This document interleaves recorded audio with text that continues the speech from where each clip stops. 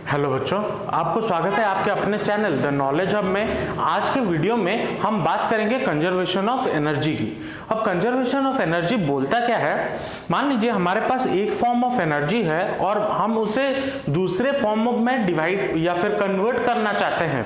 मान लीजिए हमारे पास काइनेटिक एनर्जी है, हम पोटेंशियल एनर्जी में कन्वर्ट करना चाहते हैं, या फिर हमारे पास अगर एक एनर्जी मान लीजिए हीट एनर्जी है, हम उसको इलेक्ट्रिकल एनर्जी में कन्वर्ट करना चाहते हैं, या फिर इलेक्ट्रिकल एनर्जी है उसे साउंड एनर्जी में कन्वर्ट करना चाहते हैं। चाहे कोई भी फॉर्म ऑफ एनर्जी हो, हम अगर एक फॉर्म से दूसरे फॉर्म में कन्वर्ट कर रहे हैं तो उसका जो टोटल एनर्जी होता है उसके अंदर, जो टोटल इंटरनल एनर्जी होता है वो क्या होता है? हमेशा कांस्टेंट ही होता है। तो एनर्जी हमें क्या बोलता है? कंजर्वेशन ऑफ एनर्जी हमें क्या बोलता है? Energy can neither be created nor be destroyed. ठीक है, बात जब ये आती है, हमने अभी पढ़ा है काइनेटिक एनर्जी और पोटेंशियल एनर्जी के बारे में, तो आप बोलोगे कि सर आपने ये तो कंजर्वेशन बता दिया, कंजर्वेशन ऑफ एनर्जी ये होता है, लेकिन क्या इसका प्रूफ क्या है? हम इसका प्रूफ क्या दिखा सकते हैं? तो इसका प्रूफ के लिए बात करने के लिए हमारे पास एक कंडीशन आता है, free fall of a body. Free fall of a body क्या है? मान लीजिए हमारे पास एक बॉडी यहाँ पे है, बॉडी को मैं यहां से छोड़ता हूं नीचे, तो ये ऊपर से नीचे तक आता है। तो ऊपर जब था उसका कुछ काइनेटिक एनर्जी और पोटेंशियल एनर्जी होगा, और जब नीचे आया उसका और कुछ काइनेटिक एनर्जी पोटेंशियल एनर्जी होगा, और जब बीच में आया उसका भी, या फिर ऐसे गिरते वक्त इधर आके पहुंचा ना, इस पॉइंट पे उसका काइनेटिक एनर्जी पोटेंशियल एनर्जी कितना होगा? अगर वो सब इक्वल होंगे तब हम बता सकते हैं कि हाँ टोटल एनर्जी हमारा क्या है? कंजर्व्ड है। तो उसी का हम वेरिफिकेशन करेंगे या फिर जो प्रूफ बोलते हैं वो करेंगे। तो थ्योरेटिकल वेरिफिकेशन में क्या है? मान लीजिए एक फ्री फॉल, एक ऑब्जेक्ट को पॉइंट ए पे लिया गया और उसे यहां से नीचे ड्रॉप करवा दिया गया from the height h height ऊपर लिया गया और ड्रॉप किया गया। उधर 3 पॉइंट पे हमें कैलकुलेट करना है, एक है point A, point B, point C. Point A कहां पे है? जब वो उधर रखा गया है। पॉइंट बी कहां पे है? जो इंटरमीडिएट पोजीशन है। और जो पॉइंट सी कहां है? जो ग्राउंड तक टच कर रहा है। तो पहले हम कैलकुलेट करते हैं at A. At A point A पे हमारा जो इनिशियल वेलोसिटी होगा, ये ऑब्जेक्ट को जब हम ऊपर लेके चले गए तो उसका इनिशियल वेलोसिटी कितना हो जाएगा? u हमारा हो जाएगा 0, क्योंकि बॉल तो ऊपर ही है, रेस्ट कंडीशन में है। तो रेस्ट कंडीशन में अगर है तो u हमारा कितना हो जाएगा? 0, इनिशियल वेलोसिटी कुछ नहीं है। तो यहाँ तो उस पॉइंट पे हमारा k ही कितना हो जाएगा? Half into m into u। क्यों लिए? हाफ एम भी स्क्वायर बोलते हैं, लेकिन u क्यों लिए? क्योंकि वेलोसिटी उस पॉइंट पे क्या है? u हमने लिया हुआ है, तो u स्क्वायर। तो इसको हम अगर u की जगह पे 0 पुट कर दे तो k ही हमारा कितना आ जाएगा? 0। ठीक है, अब बात करते हैं उसके पोटेंशियल एनर्जी की। अब potential energy Pe equal to किसके बराबर होता है? u के बराबर। ये किसके बराबर होता है? mgh। और एज बिकॉज इसका मास मान लीजिए m है, बॉडी का मास, लेट कंडीशन क्या है? मास ऑफ बॉडी m और g क्या है? Acceleration due to gravity. तो यहां पे हम h हाइट के तक है, तो h, तो इस पॉइंट पे एट a Pe हमारा कितना हो जाएगा? mgh। तो टोटल एनर्जी कितना हो जाएगा? टोटल एनर्जी हमारा हो जाएगा u प्लस के ही, या फिर Pe प्लस के ही, ऐसे भी लिख सकते हो, Pe प्लस के ही which is equal to 0 plus mgh। मान लीजिए ये हमारा इक्वेशन 1 हो गया। अब देखिए एट बी कहां पे है? ये जो पॉइंट है, ये जो पाथ है, ये हम ये एज्यूम करके चल रहे हैं कि ये आधा पार्ट तक आया हुआ है, या फिर x, आप कोई भी पॉइंट पे भी ले लो, आधा ना करके अगर x पे ले लेते हो तब भी कोई दिक्कत नहीं है। तो एट बी पॉइंट पे हमारा क्या हो जाएगा? u इनिशियल वेलोसिटी हमारा क्या हो जाएगा? 0, क्योंकि इनिशियल वेलोसिटी तो कुछ है ही नहीं ना, वो तो गिर चुका है। तो इस पॉइंट पे उसका वेलोसिटी होगा। तो पहले हम लिखेंगे क्या? Let the body traveled x distance, यहां पे x डिस्टेंस ट्रेवल किया गया है, x distance with velocity v1, ठीक है। इसी पे तो u हमारा कितना हो जाएगा, इनिशियल वेलोसिटी 0 और जो डिस्टेंस होगा s वो हो जाएगा x के बराबर, क्योंकि इतना डिस्टेंस उसने कवर किया हुआ है। और एक्सेलरेशन ड्यू टू ग्रेविटी या a एक्सेलरेशन क्या हो जाएगा, g के बराबर, ठीक है। तो अब अगर हम फॉर्मूला डालेंगे, कौन सा फॉर्मूला में, v square equal to u square plus 2GAS, इसमें अगर हम सब वैल्यू डाल दें तो क्या मिल जाएगा, v square will be equal to 0 का स्क्वायर 0 प्लस 2 a की जगह पे g और s की जगह पे x 2gx। तो v स्क्वायर मुझे कितना, यहाँ पे हमने v1 लिया हुआ है ना, तो v1 square will be equal to 0 plus 2gx। तो अभी काइनेटिक एनर्जी कि हमारा इसमें से कितना निकल जाएगा, हाफ mv स्क्वायर, और v हमारा क्या है, v1, तो half into m into 2gx, ये निकलेगा। तो 2 गेट्स कैंसिल्ड, तो बचा कितना, mgx, ये डिस्टेंस बचा। अब इधर हमने कैलकुलेट किया क्या, काइनेटिक एनर्जी। अब हम कैलकुलेट करते हैं पोटेंशियल एनर्जी को। तो Pe कितना हो जाएगा, पोटेंशियल एनर्जी,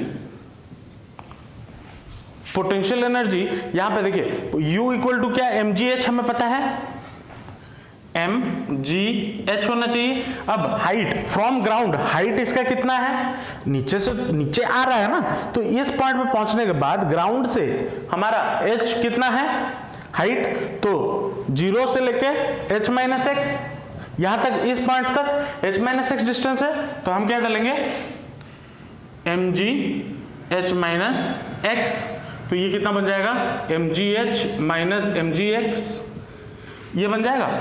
अब इसमें अगर हम टोटल एनर्जी निकालें तो कितना हो जाएगा, टोटल एनर्जी हमारा बन जाएगा mgx plus mgh plus minus mgx। तो ये mgx गेट्स कैंसिल, तो बचा कितना, mgh टोटल एनर्जी, ये हो गया 2, ठीक है। अब क्या करते हैं, मैं थोड़ा वो थोड़ा चाहता हूं मिटाने, ताकि मैं थोड़ा एक्सप्लेन कर सकूं तो और लिख सकूं। तो हम क्या करते हैं, इधर मिटा के या फिर इधर ही हम k और टोटल लिख लेते हैं, या फिर k और p का वैल्यू लिख लेते हैं। इधर k का वैल्यू कितना था एट a पॉइंट 0 और u का वैल्यू था mgh। इधर b पॉइंट में k का वैल्यू था mgx और u का वैल्यू कितना था, mgh माइनस एक्स, ठीक है। अब आते हैं हम पॉइंट C पे, तो एट C कितना हो जाएगा, देखिए अब यहां पे हम क्या करेंगे, पहले काइनेटिक एनर्जी निकालेंगे। अब काइनेटिक एनर्जी यहां पे कितना हो जाएगा, इसको निकालने के लिए पहले जो बॉल नीचे गिर रहा है, इस बॉल का वेलोसिटी ग्राउंड पे टच करने तक कितना होगा, let v be the velocity of body before touching the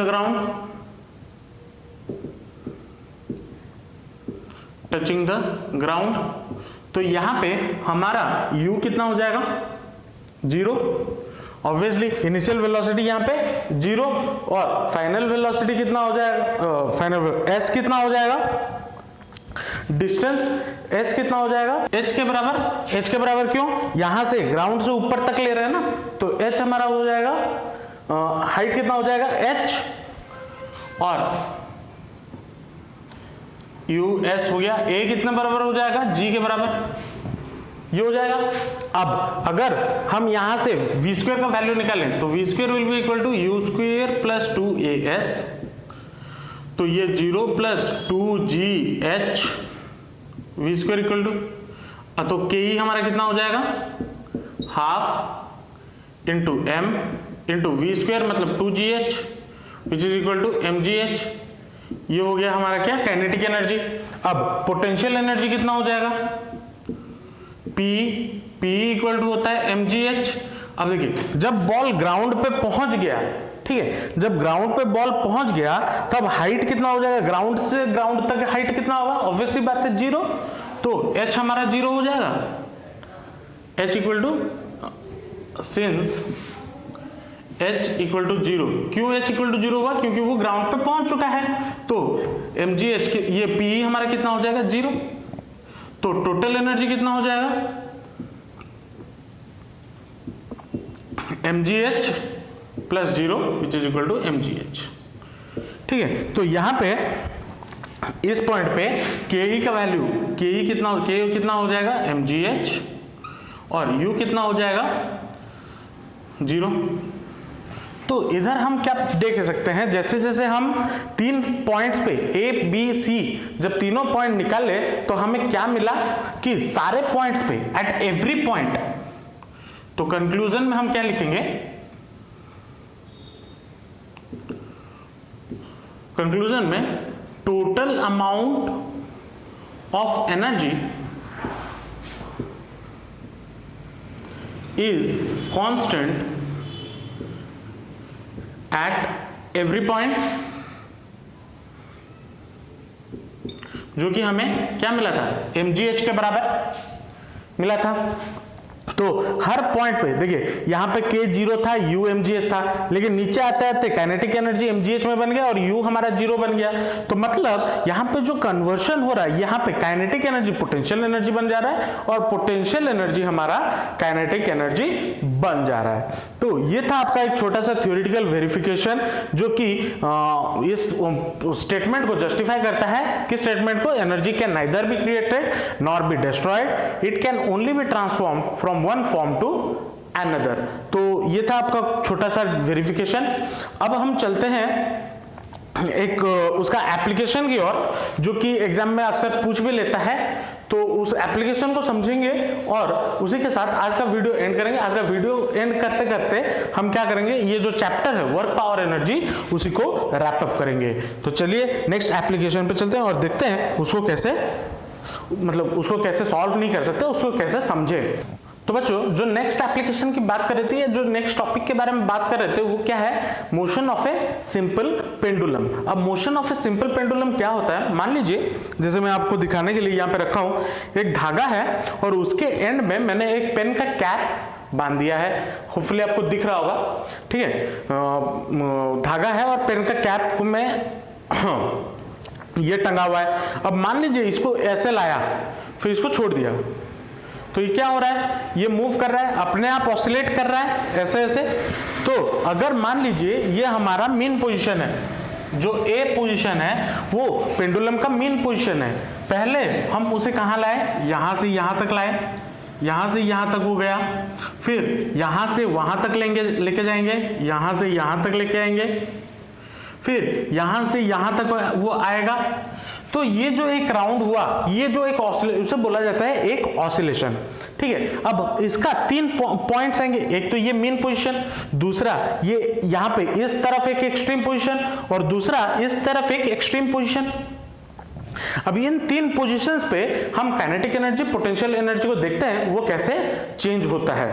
तो मान लीजिए यहां से, जो ग्राउंड से यहां तक का जो हाइट है वो मान लीजिए h है, तो ऑब्वियस सी बात है ये सिंपल पेंडुलम अगर है तो ये इधर भी h हाइट तक ही उठेगा, ये तो जाहिर सी बात है। तो अगर इस पॉइंट पे हमारा पोटेंशियल एनर्जी कितना होगा और काइनेटिक एनर्जी कितना होगा, इस पॉइंट पे पोटेंशियल एनर्जी कितना होगा और काइनेटिक एनर्जी कितना होगा, और इस पॉइंट पे पोटेंशियल एनर्जी कितना होगा और काइनेटिक एनर्जी कितना होगा। देखिए हम एक्सपेरिमेंट करके समझते हैं ताकि हमें अच्छे से समझ में आ जाए। मान लीजिए पेंडुलम ऐसा है, मैं इस पेंडुलम को इधर लाया इतना तक, अब इधर से छोड़ा, ठीक है, इधर से छोड़ा, वो फिर से मेरे हाथ के पास आया, फिर से मेरे हाथ के पास आएगा। इसका मतलब क्या हो गया कि यहाँ पे उसका पोटेंशियल एट दिस पोजीशन, उसका पोटेंशियल एनर्जी कितना होगा इस पोजीशन में, mgh, क्योंकि उसमें कुछ एनर्जी होगा ऑब्वियसली, क्योंकि वो वहां पे रखा गया, क्योंकि वो मोशन में नहीं है। और अगर मोशन में नहीं है तो काइनेटिक एनर्जी कितना हो जाएगा, ऑब्वियसली 0 हो जाएगा। अब जब वो इस पोजीशन से जाके इस पोजीशन पे पहुंच रहा है, वहां पे उसका पोटेंशियल एनर्जी क्या होगा और काइनेटिक एनर्जी क्या होगा। इस पोजीशन में उसका पोटेंशियल एनर्जी 0 होगा, क्योंकि बॉब हमारा जो है वो कंटिन्यूअस मोशन में है, तो पोटेंशियल एनर्जी हमारा 0 हो जाएगा। और मान लीजिए हमारा काइनेटिक एनर्जी कितना हो जाएगा, हाफ mv स्क्वायर। अब अगर हम जो पहले हम वेरिफिकेशन कर रहे थे, इस हाफ mv स्क्वायर को मॉडिफाई करके लिखें या फिर सॉल्व करके लिखें, तो ये हमारा बन जाएगा mgh के बराबर।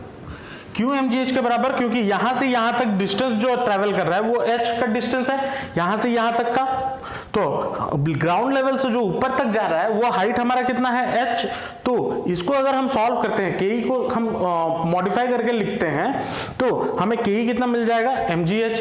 वैसे ही अगर यहाँ पे इस पोजीशन पे आ जाए, तो इस पोजीशन पे जब ये पहुंच गया, यहाँ पे जाके रुक जाता है, रुक के फिर से वापस आता है, तो वो जो रुक जाता है उसी के वजह से वहां पे पोटेंशियल एनर्जी बनता है mgh। यहाँ पे जो काइनेटिक एनर्जी था वो वहां पे जाके पोटेंशियल एनर्जी में कन्वर्ट हो गया, और जो काइनेटिक एनर्जी हो गया वो 0 हो गया, क्योंकि काइनेटिक एनर्जी वहां पे पहुंचने के बाद वो और आगे तो नहीं गया, एक पर्टिकुलर पोजीशन पे पहुंचा फिर नीचे आ गया, तो उसका काइनेटिक एनर्जी 0 हो जाएगा उस पॉइंट पे, क्योंकि वहां पे वो मोशन नहीं कर रहा। तो ये था एक छोटा सा एप्लीकेशन आपके बुक में है, जो कि और इसके रिलेटेड न्यूमेरिकल्स भी आ सकते हैं। तो आपको होपफुली ये कॉन्सेप्ट समझ में आया होगा कंजर्वेशन ऑफ एनर्जी वाला। तो आज के वीडियो में हम इतना ही रखते हैं, मिलेंगे नेक्स्ट वीडियो में नेक्स्ट टॉपिक के साथ। तब तक के लिए ऑल द बेस्ट और जमकर पढ़ाई करते रहिए। और अगर वीडियो अच्छा लगा हो तो जाते जाते लाइक और सब्सक्राइब जरूर कर दीजिएगा, क्योंकि मैं अपने चैनल पे ऐसे ऐसे कंटेंट डालता रहता हूं। तो मिलते हैं नेक्स्ट वीडियो में। Thank you.